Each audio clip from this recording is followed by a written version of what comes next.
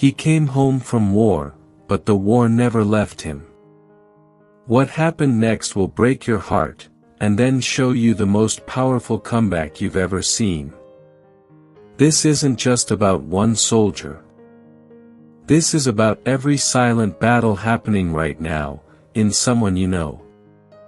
Stay with me, because the ending will change how you see strength forever. He stepped off the plane with the kind of silence that screams. Banners waving, arms reaching for hugs, all the things he used to dream about. But now, standing on home soil, the noise felt distant, like it belonged to someone else's life. They called him a hero, but he didn't feel like one. He felt like a shadow walking through a world that had moved on without him. The first few days were filled with handshakes and endless, "Thank you for your service." But his eyes were scanning rooms like he was still on patrol. Loud noises made his stomach tighten. He couldn't sit with his back to the door. These weren't just habits, they were survival instincts. And in this place called normal, they made him feel like a misfit. He tried to reconnect with friends, but conversations felt shallow. They talked about weekend plans, sports, Netflix shows. But how do you talk about carrying a friend's body out of a blast zone when someone asks if you've seen the latest episode? The truth? He didn't want to ruin their peace. So, he kept quiet. And with each quiet moment, he felt further away. His family meant well. They cooked his favorite meals, gave him space. But sometimes too much space becomes a wall. They were waiting for the son, the brother they used to know. But he had changed. He didn't sleep. He didn't laugh the same. They'd say, "We're just glad you're back." And he'd smile, while silently asking himself, back to what? The stillness of civilian life was a battlefield of its own. No missions, no radios, no adrenaline. Just time. Too much time to think. And every thought was a flashback, a trigger, a memory that refused to stay buried. He began to understand, the hardest part wasn't the war itself. It was surviving the peace. He didn't talk about the nights. Because how do you explain waking up in a cold sweat, choking back a scream you didn't realize was yours? How do you tell someone that your dreams are minefields, and every time you close your eyes, someone you couldn't save is waiting for you there? His body remembered things he tried to forget. The snap of gunfire, the screams, the smell of blood mixed with dust. His hands would tremble without warning. People said, "You're safe now." But safety is a lie when your brain won't believe it. PTSD doesn't knock. It kicks the door in and sits in the center of your soul, feeding on your silence. The hardest part wasn't the memories. It was the invisibility. Everyone thought he was doing great. "You're so strong," they said. But they didn't see the days when he couldn't get out of bed. When his chest felt like it was caving in. He tried to talk once. Told someone he trusted, "I'm not okay." They replied, "But you look fine." And with those 4 words, he decided silence was safer than being misunderstood. So he kept it all in. Bottled up. He'd scream into pillows. Punch walls. Stare at the mirror, trying to remember who he used to be. Sometimes he wondered if he had died over there and no one told him. Because the man he saw now wasn't the same. And the worst part? He had no idea how to get back. In that haunting stillness, the darkness whispered questions he was too afraid to answer. Would anyone miss me? What's the point of waking up tomorrow? He didn't want to be a burden. So he swallowed those questions. But they didn't go away. They grew roots. Because not all wounds bleed, and not all battles leave visible scars. He didn't notice when it started, the slow fade into shadows. It wasn't dramatic. Just a little less light in his eyes each morning. He stopped answering calls. Then stopped checking his phone. Friends thought he was readjusting. But he wasn't adjusting, he was vanishing. Food lost its taste. Music lost its meaning. He moved through the world like a man underwater. Everything muffled. Everything slow. Some days he didn't shower. Other days he stared at the wall for hours. Guilt echoed in his head. Faces he couldn't save. Mistakes he couldn't undo. People started pulling away, not out of cruelty, but confusion.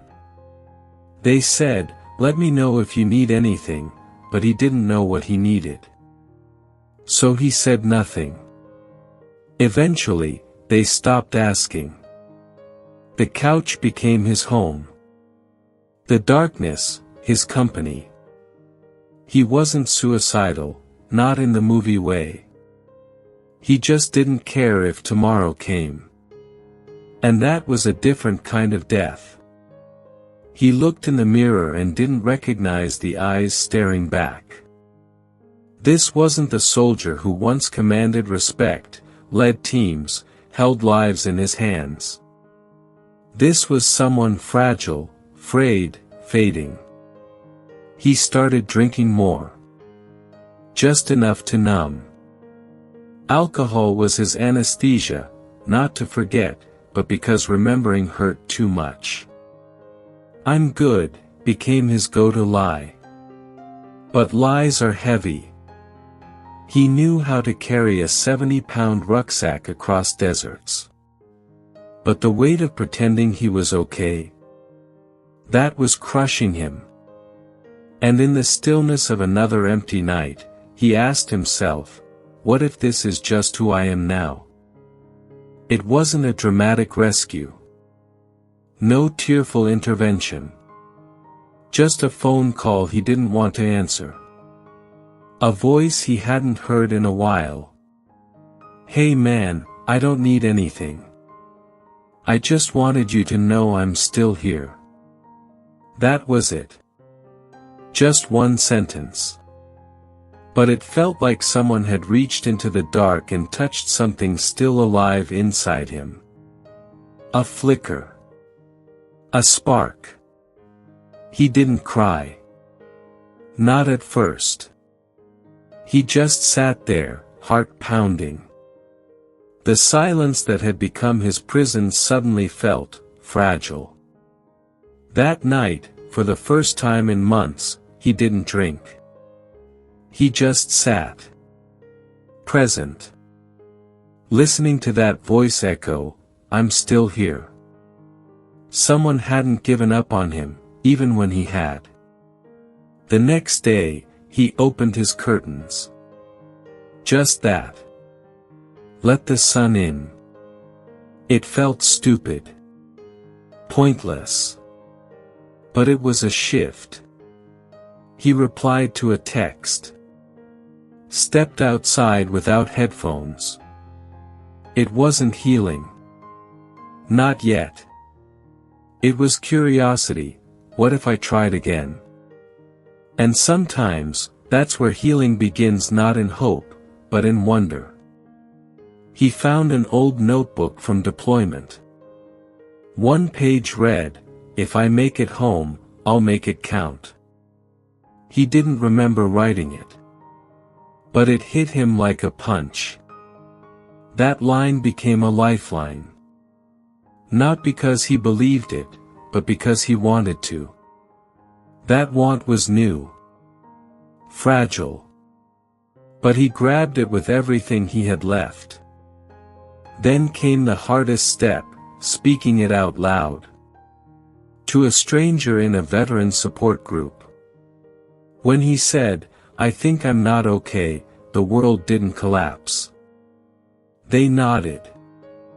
They listened. One said, "Me too." For the first time in forever, he didn't feel alone. He felt human. Bruised, but not broken. Lost, but not invisible. Just seen. Healing came in fragments.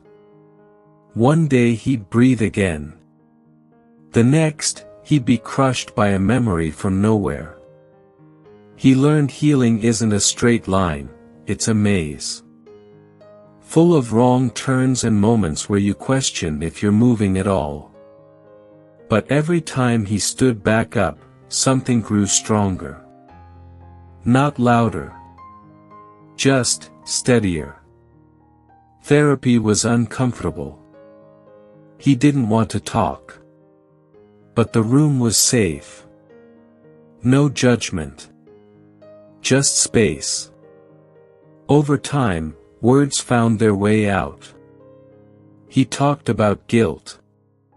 About nightmares.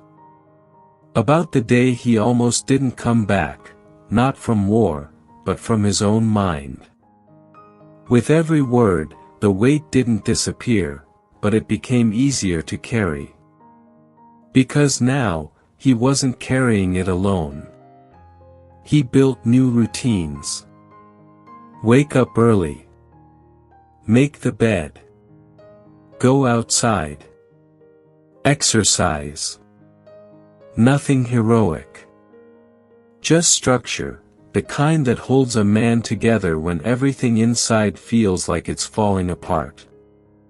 He started journaling too. Some days, the pages were blank. Other days, they bled ink like his soul had been waiting for a way out. Not every day was victory. Some days, he slipped. Isolated again. Got angry at nothing. But he learned to stop seeing relapse as failure. It was part of the process. Falling down doesn't erase progress, staying down does. He started treating himself the way he treated brothers in combat, with patience, grit, and a refusal to leave anyone behind. Even when the man needing help was himself. He met others like him, men and women who came home with medals on their chest and wounds in their mind. There was healing in that. Not because they fixed each other, but because they reminded one another, they weren't broken soldiers. They were human beings healing from inhuman experiences. He still has bad days. Healing didn't erase the war. It just gave him armor for the aftermath. But now, he's not ashamed of the struggle. He owns it.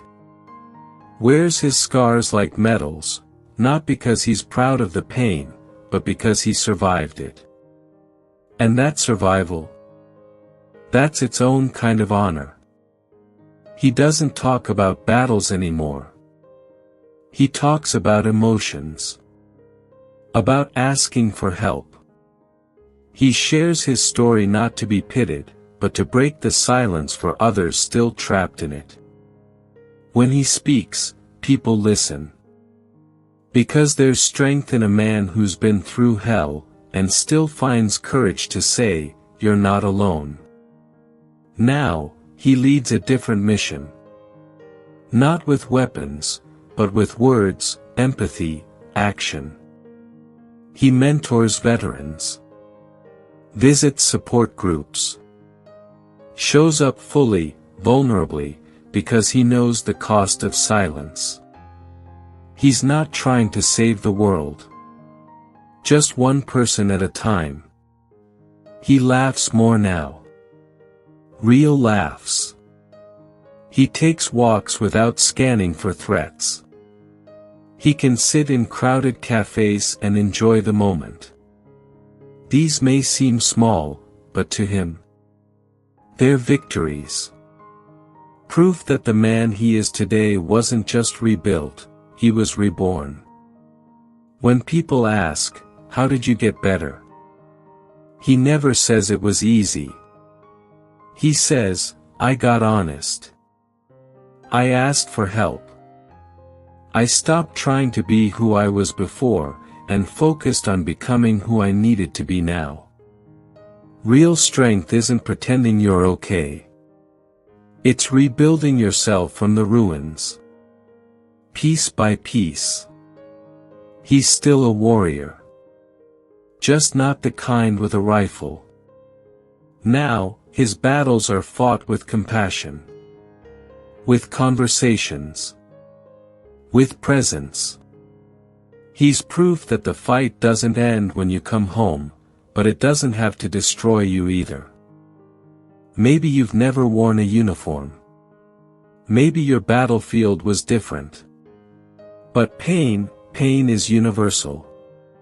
And if you've ever felt broken, invisible, or lost in your own mind, now you know, you're not the only one.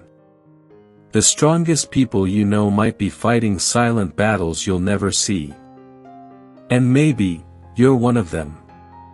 Maybe you've been holding it in too long, waiting for a sign, a voice, a spark. So tell me, what part of this story felt like yours? Drop it in the comments. Speak up. Share your truth. You never know who might read it and feel less alone. If this story made you feel something, hit that like button. Share this video with someone who might need it. Someone who looks fine outside but is crumbling inside. This could be their spark. Subscribe and turn on notifications for more stories that go beyond the surface. Because the next story might not be about him. It might be about you.